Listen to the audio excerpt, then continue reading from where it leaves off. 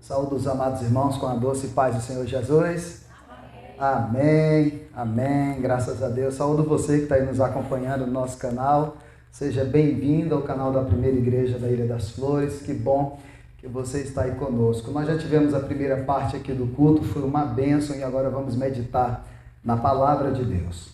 Meus irmãos, eu trago um texto aqui nesta noite, um dos textos mais conhecidos da Bíblia, uma advertência, uma denúncia. Sabe quando alguém faz uma denúncia e às vezes a gente fica querendo saber quem foi, e a maioria das denúncias são anônimas, não é? Porque a gente não quer se comprometer, não, faz a denúncia, mas não dá o nome. Essa denúncia que nós vamos ver aqui foi feita pelo próprio Deus. Deus denunciou 7 igrejas. E hoje eu quero meditar com vocês e com você que está nos assistindo aí e refletir em algumas questões aqui importantes para a minha vida e para a vida de cada um de nós, para a sua vida, você que está nos assistindo. O texto está em Apocalipse, no capítulo 2. Nós vamos ler do versículo 1 até o versículo 7 e vamos fazer uma reflexão importante para nós. Carta à igreja de Éfeso. Diz assim a boa, perfeita e agradável palavra do Senhor.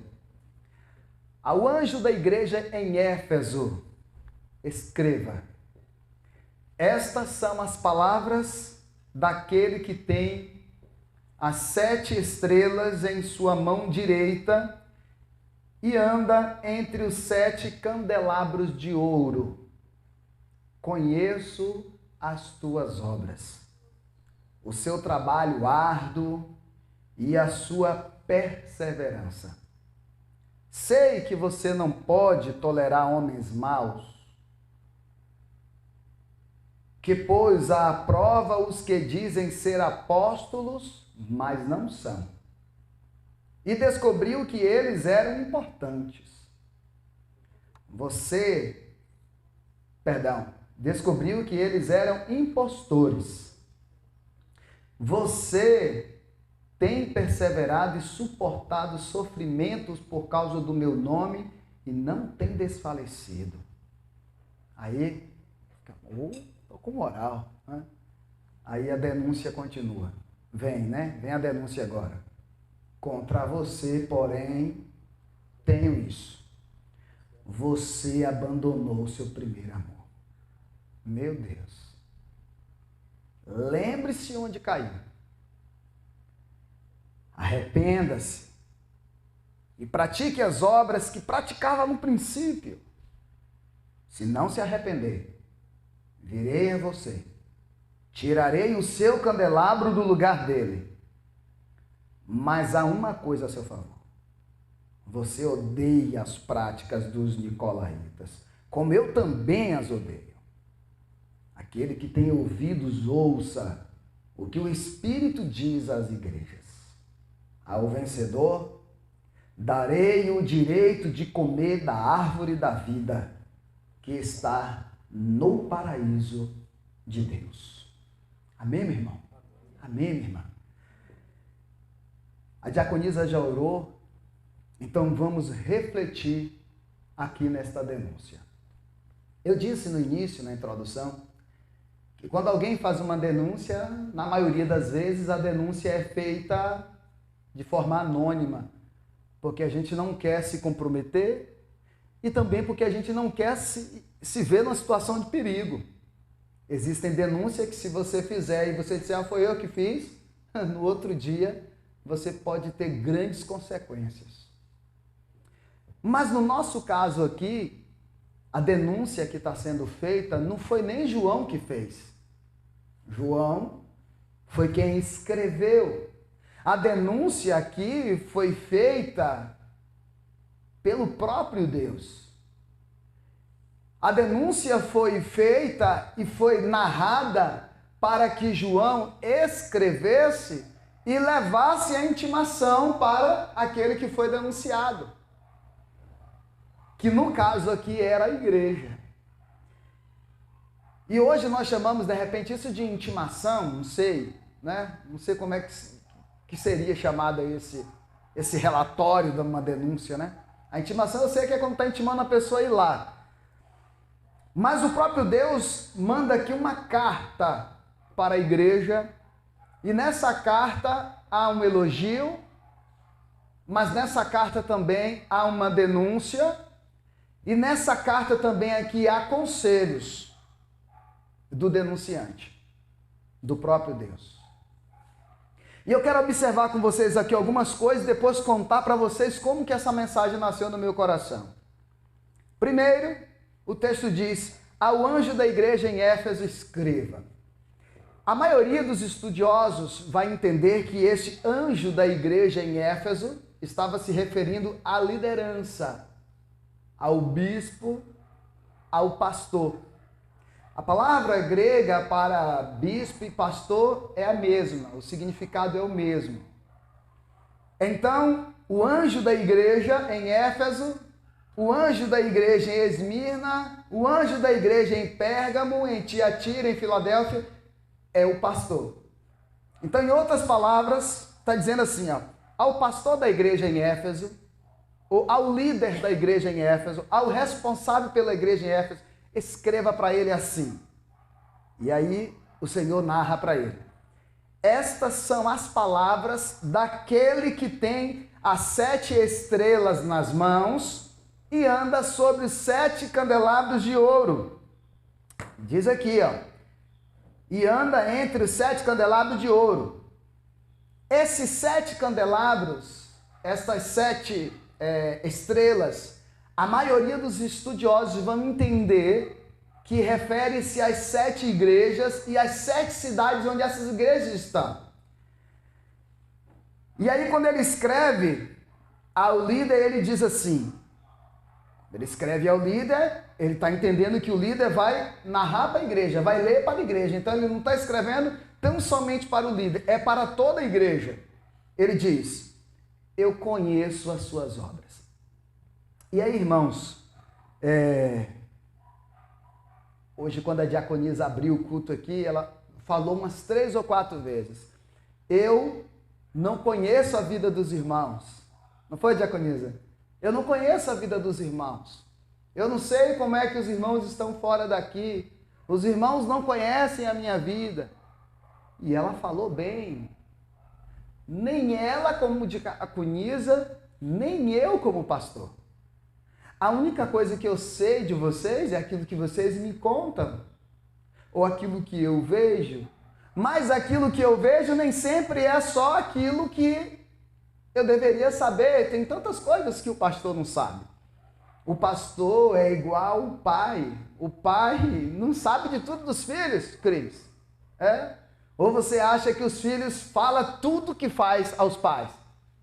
Não fala. Tanta coisa que o filho omite, não omite porque acha que vai apanhar, vai ficar de castigo, né? E às vezes deveria sim dizer, porque o pai teria ali uma orientação, não é, Jonas? Para dar uma repreensão, um conselho ou algo do tipo. Então a diaconisa disse: eu não conheço a vida de vocês. Deus, quando mandou a carta para a igreja, ele disse o contrário: eu conheço as suas obras. Já pensou? Você se deparar com uma situação de alguém que dizer que conhece você e conhece o que você faz por completo? Você vai dizer na hora: você pode até achar que você me conhece, mas você não me conhece. Você não sabe o que realmente eu faço e quem realmente eu sou. Só quem sabe o que eu faço sou eu e Deus. Só quem sabe quem eu sou eu e Deus. E é verdade, porque no íntimo da gente, a minha avó, sábia avó, dizia: o coração de um homem é a terra que ninguém passeia, mas Deus passeia. Deus conhece os nossos corações, as nossas intenções, os nossos pensamentos, aquilo que a gente tem dentro de nós, aquilo que a gente sente, aquilo que a gente planeja e nem falou, Deus conhece. E aí tem coisas que ninguém sabe, mas Deus sabe. E o recado primeiro para a igreja foi: eu conheço as tuas obras. Se você ler as outras 6 cartas, você vai ver que Deus repetiu essa frase para todos eles: eu conheço as tuas obras. E para mostrar para aquela igreja que ele realmente conhecia as obras dele, daquela igreja, ele disse coisas daquela igreja específica. Se vocês lerem as 6 cartas, vocês vão ver que são coisas completamente diferentes. E Deus falou a verdade sobre as 7 igrejas. E aí ele disse assim: quer ver que eu conheço vocês? Eu conheço as tuas obras. O seu trabalho árduo, a sua perseverança. Sei que você não pode tolerar homens maus, que pois aprova os que dizem ser apóstolos, mas não são, e descobriu que eles eram impostores. Olha só, Deus está dizendo para aquela igreja: olha, eu conheço as suas obras, eu sei que vocês realizam um trabalho árduo. Olha o que ele diz: conheço as suas obras, o seu trabalho árduo e a sua perseverança. Deus está aqui explicitando para aquela igreja, deixando explícito para aquela igreja que ele conhece e reconhece o trabalho árduo que a igreja em Éfeso realizava, que era uma igreja perseverante. E Deus não está dizendo isso por dizer. Deus sabe de todo o contexto que tem aquela cidade.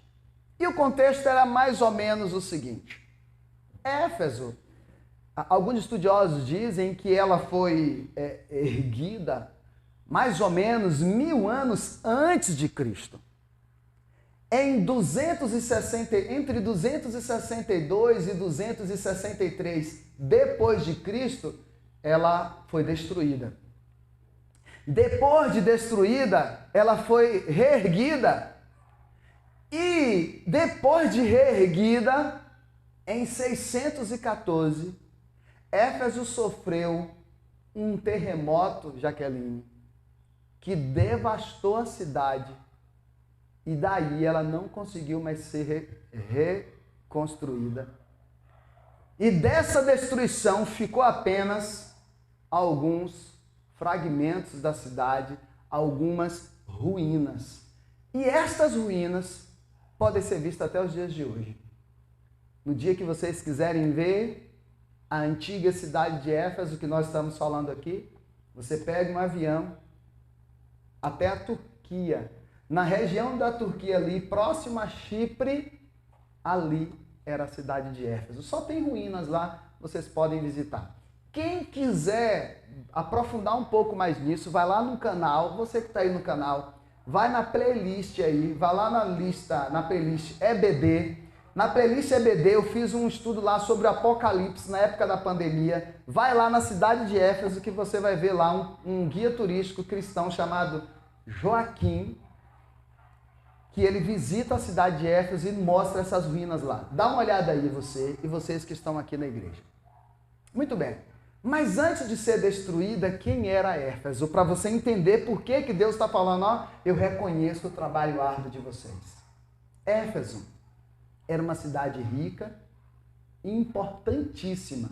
Para vocês terem ideia, Éfeso era tão importante, que ela chegou a ser a segunda maior cidade da província romana.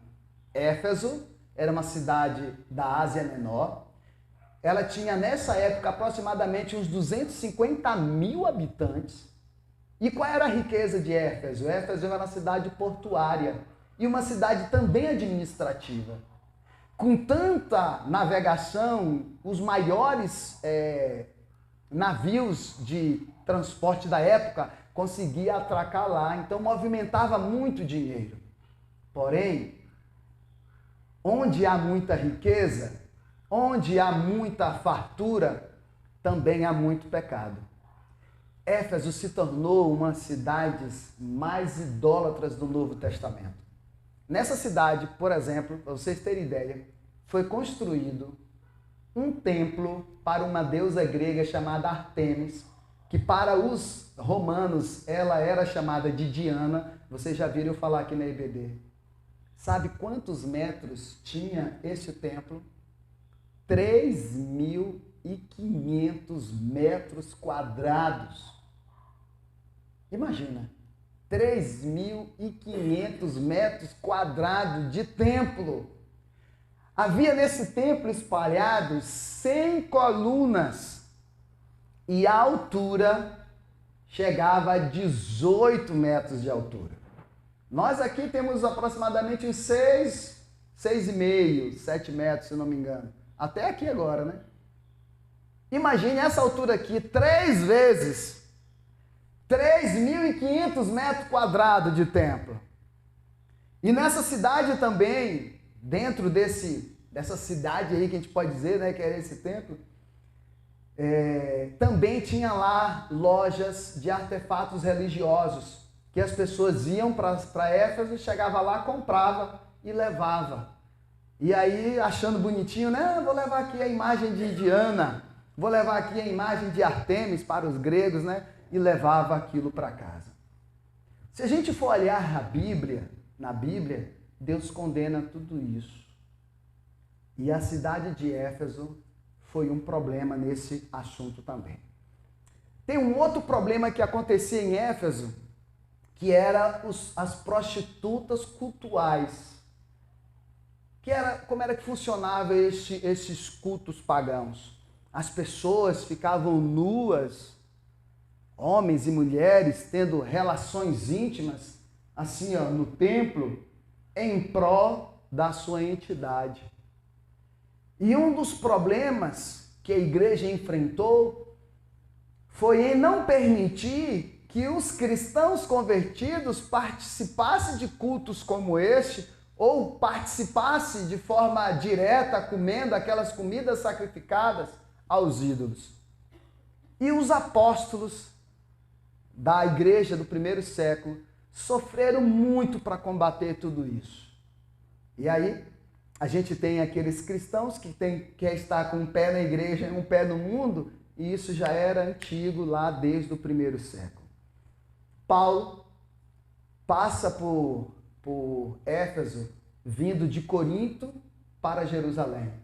Nesse dia ele leva Áquila e Priscila, e eles ficam lá por um bom tempo. Passado um tempo, Paulo vai pela terceira vez em Éfeso e fica lá aproximadamente uns 2 anos e pouco. Depois disso, acredita-se que foi depois dessa terceira viagem que Paulo escreve esta carta que a gente tem como Carta aos Efésios. Também pastoreou a igreja de Éfeso o nosso irmão Timóteo. E a maioria dos estudiosos dizem que também foi Éfeso a última igreja que o nosso apóstolo João pastoreou, velhinho, depois que ele vem da sua prisão lá em Pátimos. Vocês conseguem entender agora o contexto? A igreja estava lutando contra esse pecado, lutando contra os falsos apóstolos, contra os falsos mestres que infiltravam na igreja e dizia: não tem problema nenhum, isso é cultura. Parece os dias de hoje, não é? Não tem problema nenhum, é cultura isso, gente. Faz parte da ancestralidade. Toda hora, né, a gente vê isso aí, né? É os nossos ancestrais, de não sei o quê, pererê, parará. Gente, é assim que o mal vai se infiltrando na igreja. Não tem nada não. O que é que tem? E a gente vai caindo nessas armadilhas de não ter nada não. E tem tantas igrejas aí com o desvio doutrinário.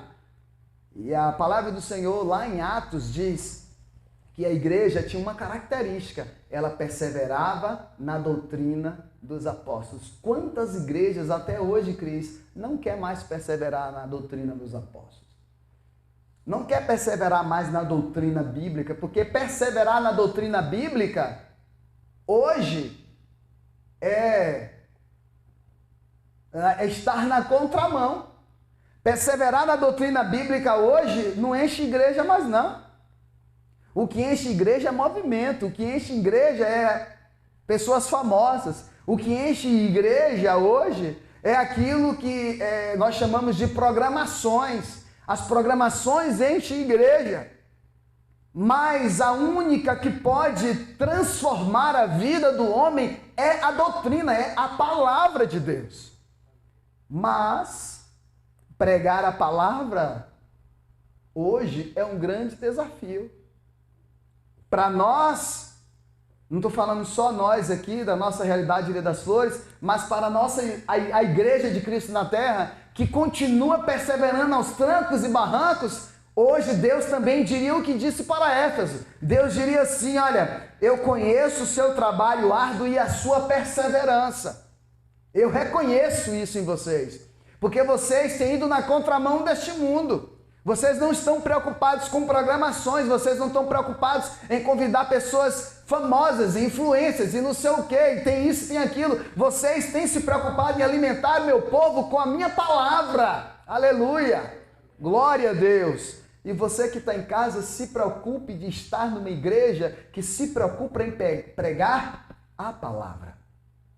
Para que a gente possa ouvir de Deus a seguinte frase: eu conheço as suas obras, o seu trabalho árduo e a sua perseverança em pregar a verdade, em viver a verdade.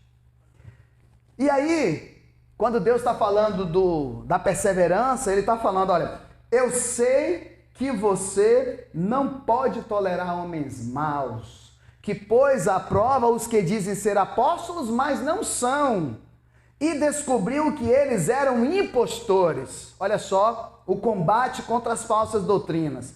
Aí ele diz, você tem perseverado e suportado sofrimentos por causa do meu nome e não tem desfalecido. Meu Deus, que igreja maravilhosa, que exemplo maravilhoso, né, meu bem? De igreja para a gente seguir. Só que depois que Deus faz esse elogio, vem a denúncia. Ele diz, contra você eu tenho uma coisa. Você abandonou o seu primeiro amor. Está lá no versículo 4 já, Paulinho. Isso. Contra você, porém, tenho isso. Você abandonou o seu primeiro amor. Irmãos, depois que eu me tornei um cristão mais maduro, e eu entendi o que é isso que a gente chama de primeiro amor, com o tempo eu vejo as pessoas, chegarem na igreja.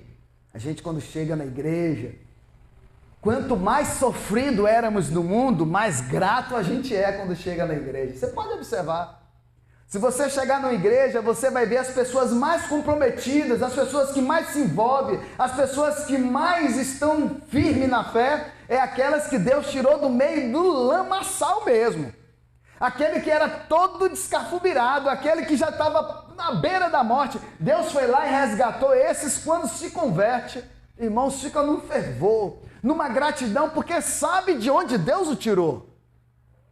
É assim. É igual aquele menino, aquela menina pobrezinha, que nunca teve nada, e quando passa a ter um pouquinho, é grato o tempo todo aquele pouquinho. É assim. Quando a gente chega na igreja, só que a maioria dos cristãos chamam isso de primeiro amor. E infelizmente, por causa do pecado, vem o esfriamento e esse primeiro amor às vezes passa. Por isso que eu entendi, quando eu comecei a estudar a Bíblia, eu vou dizer isso olhando para você que está aí me assistindo agora. Quando você se lançar nos braços de Jesus, não tenha um primeiro amor. Você pode até estar assustado com o que eu estou dizendo, né? Irmãos, não tenha um primeiro amor com Deus. Tenha um único e eterno amor. Porque esse primeiro amor que a gente chama de primeiro amor, na maioria das vezes, ele acaba, ele passa. Eu me lembro que eu tenho conversado muito com Epaminondas. Epaminondas, se você estiver assistindo essa mensagem aí, eu tenho muito conversado com você, eu tenho conversado com o Léo, eu tenho conversado com todos os irmãos que um dia esteve firme na escola bíblica. E quando estavam lá fazendo a classe de primeiros passos comigo, eu os adverti várias vezes. Depois que vocês se batizarem, não abandonem a EBD. Não negligencie o estudo da palavra. Não se torne negligente quanto a isso.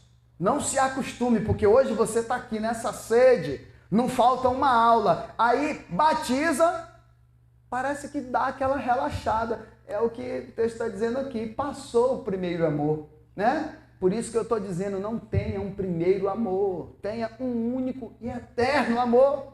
Seja grato e ame ao Senhor de todo o seu coração. Não troque a oportunidade de estar servindo ao Senhor em comunhão com a igreja por bola ou por qualquer outra coisa que você possa escolher, né? Porque às vezes, por exemplo, você é escalado para trabalhar naquele dia e você não pode vir para a IBD, né, Jonas?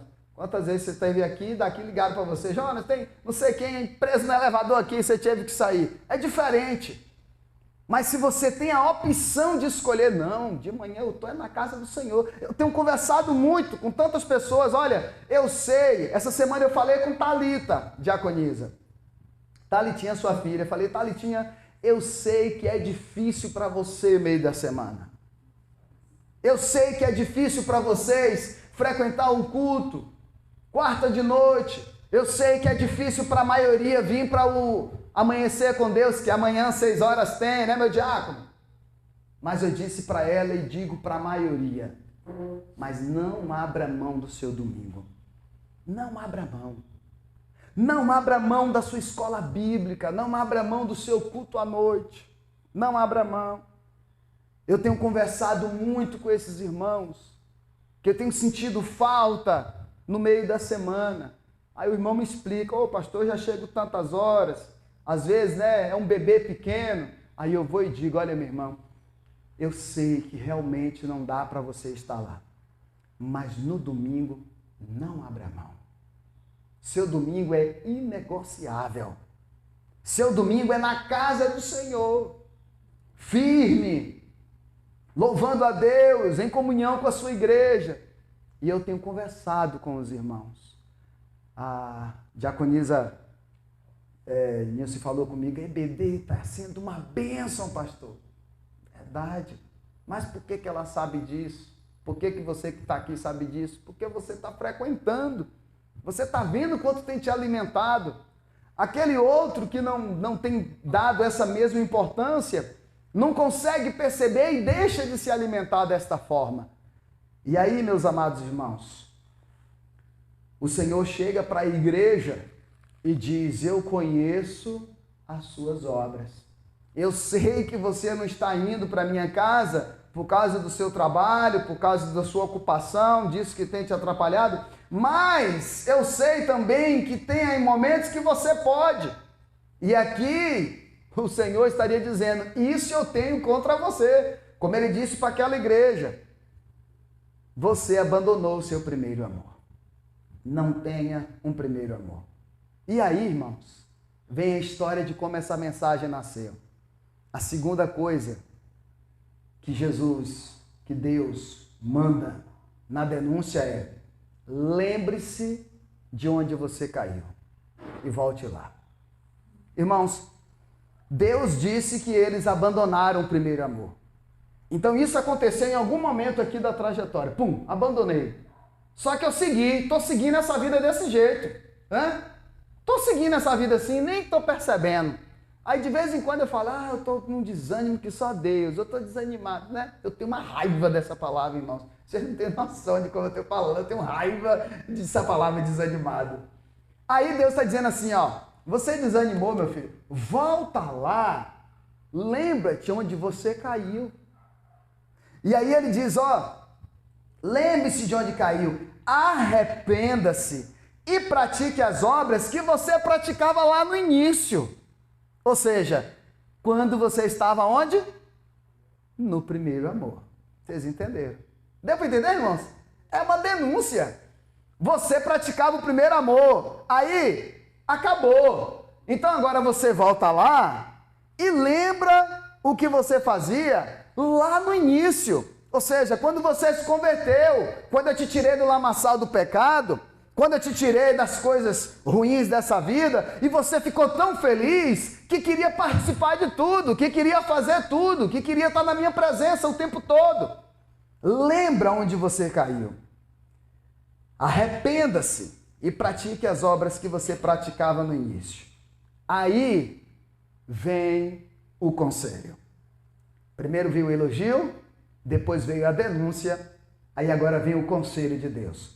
Deus diz assim: se não se arrepender, virei a você e tirarei o seu candelabro do lugar dele. Meu Deus. Eu tirarei o candelabro do lugar dele. Aí a gente vai entender que esse candelabro que ele está falando aqui, que vai tirar do lugar dele, talvez seja a igreja. Eu vou tirar essa igreja daí, eu vou arrancar vocês daí. E se vocês não se arrepender, é o que vai acontecer. Porém, aí vem agora a misericórdia. Olha o que o Senhor diz. Mas há uma coisa a seu favor. Ó, veio o elogio, veio a denúncia, veio o conselho e agora vem o refrigério. Deus diz, ó, há uma coisa a seu favor. Você odeia as práticas dos nicolaítas como eu também odeio. Quem são os nicolaítas? Os nicolaítas, eles eram seguidores de Nicolau. Um falso profeta que existiu lá atrás, um falso ensinador. E esses nicolaítas fizeram tudo que a Bíblia condena. Idolatria, adultério, tudo que pensar de ruim aí, eles faziam. E queria fazer isso sendo cristão. Queria fazer isso muitas vezes dizendo que adorava a Deus, que servia a Deus. E aí ele diz assim, ó, eu também odeio as coisas que eles fazem. E aí agora essas pessoas querem se converter e querem permanecer. Claro que não todos. Quer permanecer com as mesmas práticas, né? De quando eram nicolaítas. Então o Senhor está dizendo, ó, vocês odeiam essas práticas. Muito bem, porque eu odeio também. E aí ele diz assim, aquele que tem ouvidos, ouça o que o Espírito diz à igreja. Ao vencedor, eu darei o direito, aleluia, de comer da árvore da vida que está no paraíso de Deus. Que maravilha, meu irmão, minha irmã. Olha que coisa linda. Aí agora a pergunta que você deve me fazer para a gente finalizar a mensagem é, pastor, fala logo como é que nasceu a mensagem. Essa mensagem nasceu assim. Quando a gente retornou, enquanto a gente estava de férias, eu fui na casa de manhã, mas meu bem. Aí manhã tem um teclado lá. Começaram as aulas de teclado aqui e eu tenho um teclado que manhã me deu. Manhã comprou um teclado para ela e um para mim. E aí ela me deu. E aí eu peguei, trouxe o meu, ficou lá em casa um tempo. Duda começou a fazer aula aqui com Wesley, eu entreguei o teclado a Duda. Duda, toma meu teclado aqui para você estudar em casa. Duda levou o teclado e ficou com ela. Aí um dia eu soube que Mariana, filha da nossa saudosa irmã Irani, estava vendendo um teclado baratinho. Aí eu perguntei a ela, ô Mariana, você está vendendo teclado? Tô. Falei, eu compro. Comprei o teclado também. Aí, Mateus e Aline estavam aqui na igreja na época, né? Com aquela sede, com aquele primeiro amor, querendo fazer tudo, tocar tudo, aprender tudo. Eu fui lá, peguei o teclado. Na minha cabeça eu estava dando para eles, só que eu não disse isso. Eu deixei o teclado como se eu estivesse emprestando para que eles valorizassem e cuidassem, né? Eu disse, olha, enquanto vocês estiverem estudando, o teclado é de vocês, está aqui, ó, entreguei. Vim embora. Passou um tempo, eles deixaram o teclado de lado e eu perguntando, né?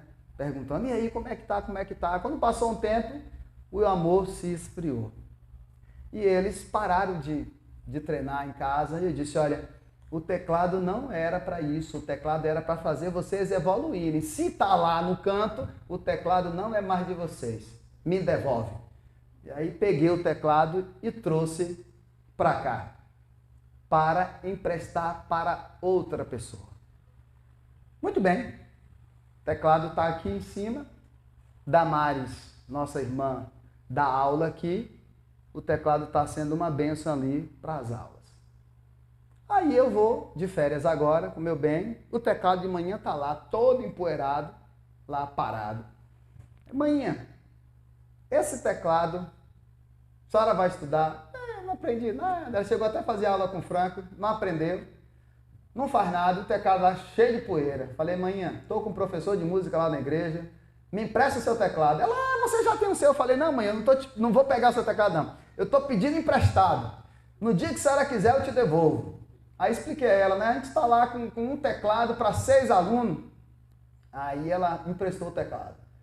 Aí eu peguei o teclado, trouxe, abri, limpei, higienizei ele todinho, deixei ele novinho. E aí fui, emprestei para Malu, Maria Luísa, minha filha. Pronto, aí agora estou com 3 teclados. O primeiro que eu comprei, emprestei a Aline, não foi isso? Está aqui.